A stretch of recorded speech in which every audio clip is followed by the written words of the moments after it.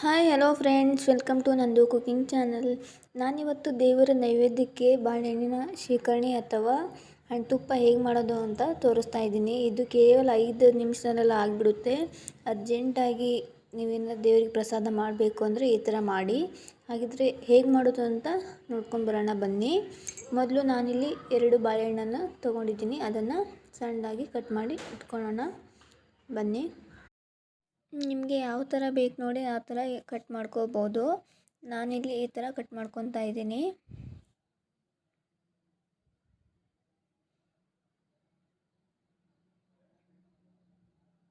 ಇವಾಗ ಕಟ್ ಮಾಡ್ಕೊಂಡಾಗಿದೆ.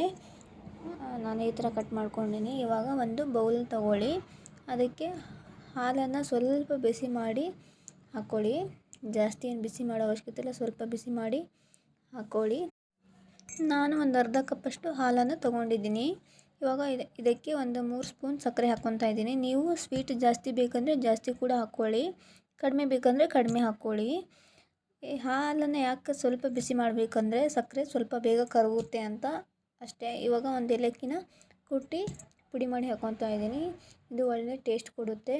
ಇವಾಗ ಬಾಳೆಹಣ್ಣನ್ನೆಲ್ಲ ಇದರಲ್ಲಿ ಹಾಕ್ಕೊಳ್ಳೋಣ. ಹಾಕ್ಕೊಂಡು ಚೆನ್ನಾಗಿ ಮಿಕ್ಸ್ ಮಾಡ್ಕೊಳ್ಳಿ. ಇದು ಮಿಕ್ಸ್ ಆಗಿದೆ. ಇವಾಗ ಇದಕ್ಕೆ 1 ಸ್ಪೂನಷ್ಟು ಪುಟಾಣಿ ಹಿಟ್ಟನ್ನು ಆ್ಯಡ್ ಮಾಡ್ಕೊಳ್ಳಿ. ಯಾಕಂದರೆ ಇದು ಒಂದು ಡಿಫ್ರೆಂಟ್ ಟೇಸ್ಟ್ ಕೊಡುತ್ತೆ ಹಾಗೂ ಟೇಸ್ಟ್ ಕೂಡ ಚೆನ್ನಾಗಿರುತ್ತೆ. ಒಂದ್ಸಲ ಟ್ರೈ ಮಾಡಿ ನೋಡಿ, ಬೇಡ ಅಂದರೆ ಸ್ಕಿಪ್ ಮಾಡ್ಬೋದು. ಇದನ್ನು ಇವಾಗ ಚೆನ್ನಾಗಿ ಮಿಕ್ಸ್ ಮಾಡಿದರೆ ಬಾಳೆಹಣ್ಣಿನ ಹಣ್ಣುತುಪ್ಪ ರೆಡಿಯಾಗಿಬಿಡುತ್ತೆ. ನೋಡಿದ್ರಲ್ಲ ಫ್ರೆಂಡ್ಸ್, ಇಷ್ಟೇ ಬಾಳೆಹಣ್ಣಿನ ಶೇಖರಣೆ ಮಾಡೋದು. ಕೇವಲ 5-10 ನಿಮಿಷದಲ್ಲಿ ರೆಡಿ ಆಗಿಬಿಡುತ್ತೆ. ಇದು ಪೂರಿ ಚಪಾತಿ ಜೊತೆಗೆ ತುಂಬ ಚೆನ್ನಾಗಿರುತ್ತೆ. ಈ ವಿಡಿಯೋ ನಿಮಗೆ ಇಷ್ಟ ಆದರೆ ಲೈಕ್ ಮಾಡಿ, ಶೇರ್ ಮಾಡಿ ಹಾಗೂ ನಮ್ಮ ಚಾನಲನ್ನು ಸಬ್ಸ್ಕ್ರೈಬ್ ಮಾಡ್ಕೊಳ್ಳಿ. Thanks for watching.